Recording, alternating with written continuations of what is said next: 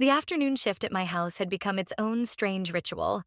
My broken body propped up in the hospital bed Kira had rented, monitors singing their mechanical lullabies, while my chosen family rotated through like guards protecting something too stubborn to die properly.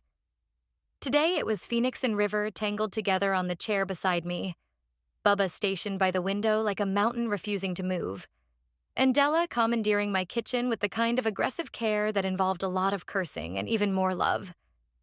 Mom, you need to eat this fucking soup or I swear to every god that ever was. Della's voice carried from the kitchen, followed by the crash of something that was probably expensive and definitely didn't matter. I'll try, I wheezed, my reconstructed windpipe making every word sound like gravel being ground to dust. The feeding tube was gone. I lied to her. I started, each word feeling like swallowing glass. I destroyed her trust, made promises I couldn't keep, failed her when she needed me most. And? Phoenix prompted gently when I stopped, unable to continue. She cut me off completely, told me to never contact her again. The words came out as a sob that my broken body couldn't properly support, turning into a wet, choking sound that made River check my oxygen levels. That was 19 years ago. I haven't atoned enough, haven't earned the right to even speak her name. Mom, Phoenix started. You don't understand, I wheezed, the guilt crushing my chest worse than any broken rib. What I did to her? It was unforgivable. I don't deserve her forgiveness. I don't deserve to even be in the same room as her. She's innocent. She's always been innocent. And motherfucker, Bubba's curse was quiet but vicious, carrying all the weight of understanding what that rejection must have cost. The room went silent except for my labored breathing and the steady beep of machines. Even Della had stopped moving, frozen by the weight of that kind of severing. But she came to the courthouse, River said finally, their logical mind working through the implications. After 19 years of silence, she came. Why? I asked the air, the universe, the mother herself. Why now? It's a torture to me. But it is my burden. I don't deserve to know. I don't deserve. My voice broke completely, dissolving into sobs that shook my broken ribs, made my reconstructed throat scream, turned the monitors into a symphony of alarm. But I couldn't stop. 19 years of grief and guilt poured out like blood from a wound that had never properly closed. Phoenix climbed carefully onto the bed beside me, holding my hand. River took my other side, professional distance abandoned for human comfort. Maybe, Phoenix said softly, maybe she needed to see who you really are now. Not Zoe's version. Not the person who hurt her. But you, the real you, fighting for your life, surrounded by people who love you. She doesn't need to see me. She doesn't need anything from me. I have stayed quiet and away from her on purpose. I wheezed between sobs. She knows I'm still living. That is enough. Or maybe, Bubba said quietly from his post. She saw you refuse to let hate win. Saw you ask for treatment for John instead of prison. Saw you choose healing over vengeance. She doesn't know me, I sobbed. Doesn't know what I've become or where or why. And she shouldn't have to. I don't deserve that chance. Not after what I did. Della returned from the kitchen with a warm cloth, gently wiping the tears and snot from my face with a tenderness that seemed to surprise even her. You're a better person now than whoever you were then. Look around this room. Look at all these kids who'd die for you. That doesn't matter, I whispered fiercely. Nothing I do now changes what I did then. Nothing makes me worthy of her forgiveness. She's innocent. She was always innocent. And Della's phone buzzed. She looked at it, frowned, then her eyes went wide. What? River asked, catching the look on her face. Della's eyes met Phoenix's, then River's. Some silent communication passed between them that made my stomach drop. Nothing, Della said too quickly. Just, I need to step out for a second. Della, I started. Bubba, keep Mom company, Della said, already moving toward the door. Phoenix River, come with me. What the fuck is going on? I demanded, trying to sit up.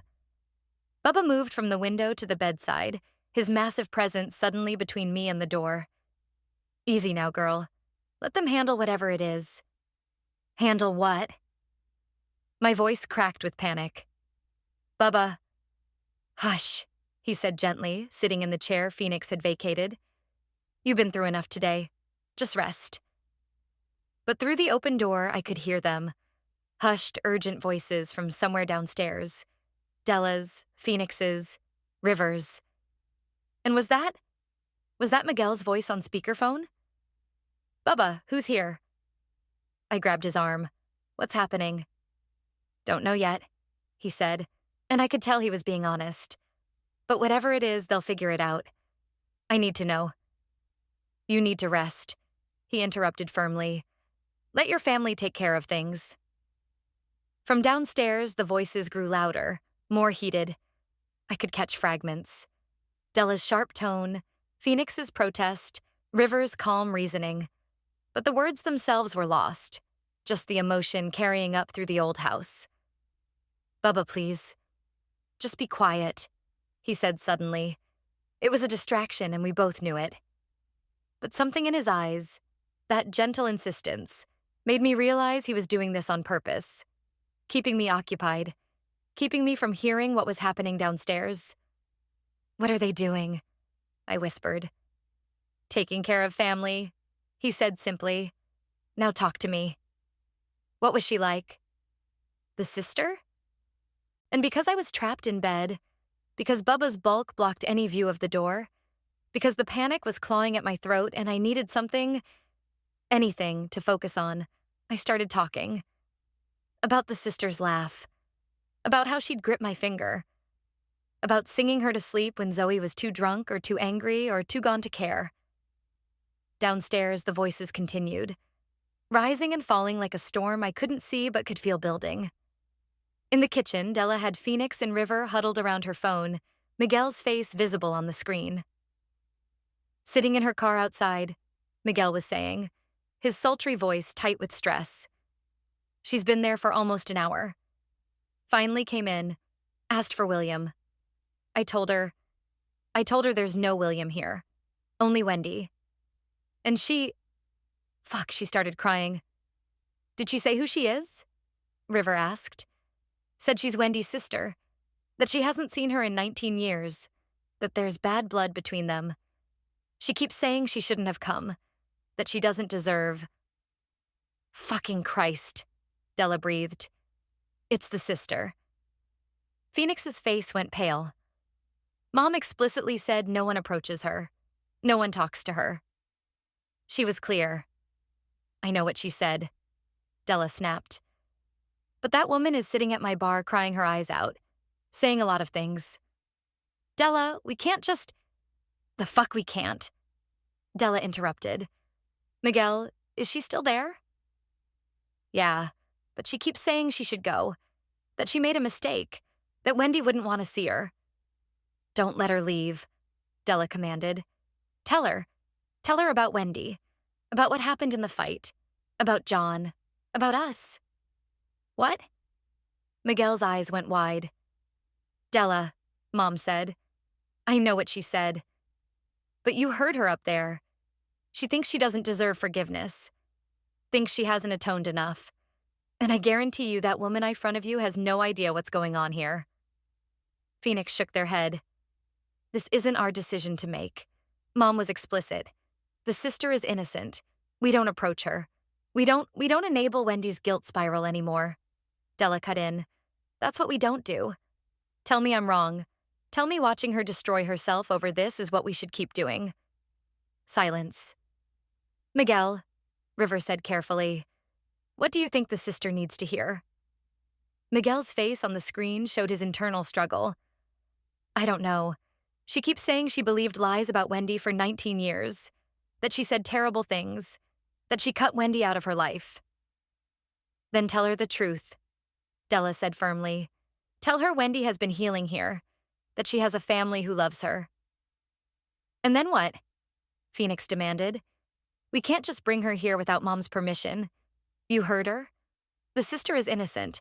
She has to be protected. We can't. We bring her here, Della said flatly. Della, no. We bring her here, Della repeated. Because they're both being eaten alive by guilt and pain that's killing them. And I'm done watching it. We protect the sister, yes. We keep her safe, yes. But we also don't let Wendy keep punishing herself for being someone who failed to do the impossible.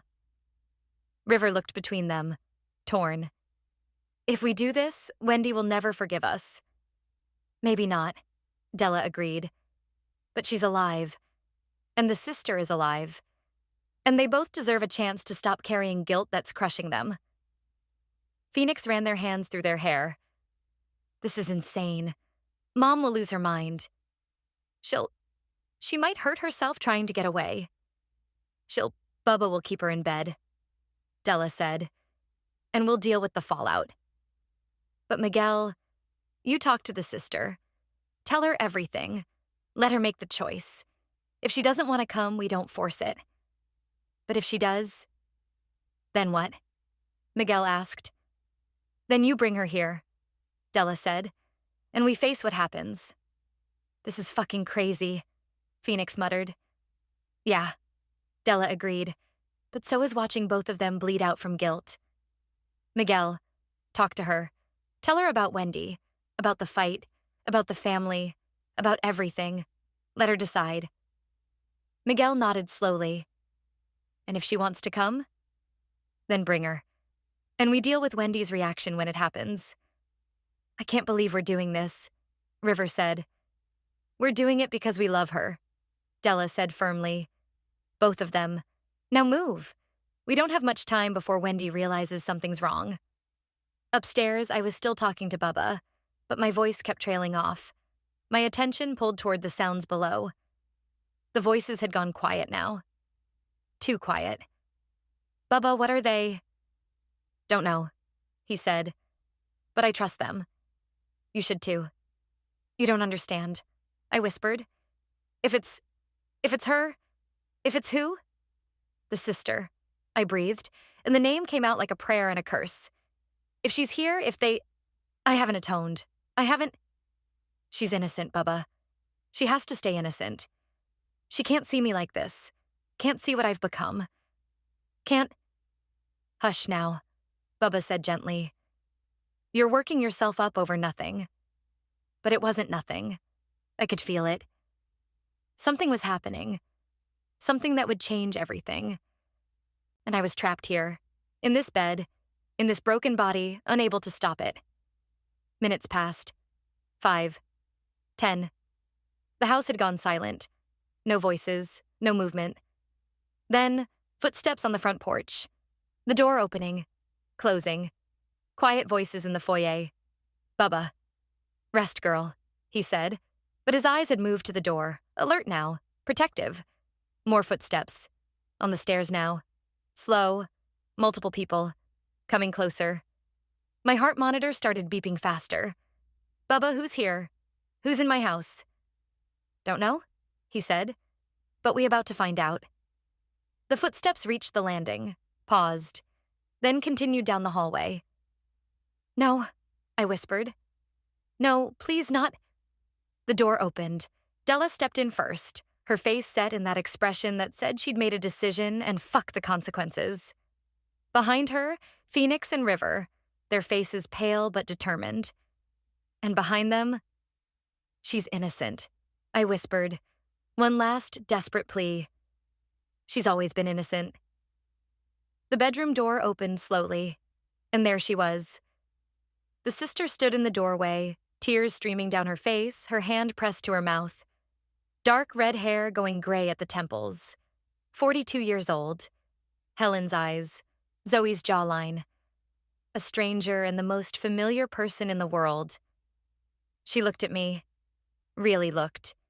Taking in the hospital bed, the bandages, the monitors, the broken body that had almost died 3 weeks ago. Taking in my face, older now, different, but still somehow the same sister who'd held her when she cried. Our eyes met, and the world held its breath.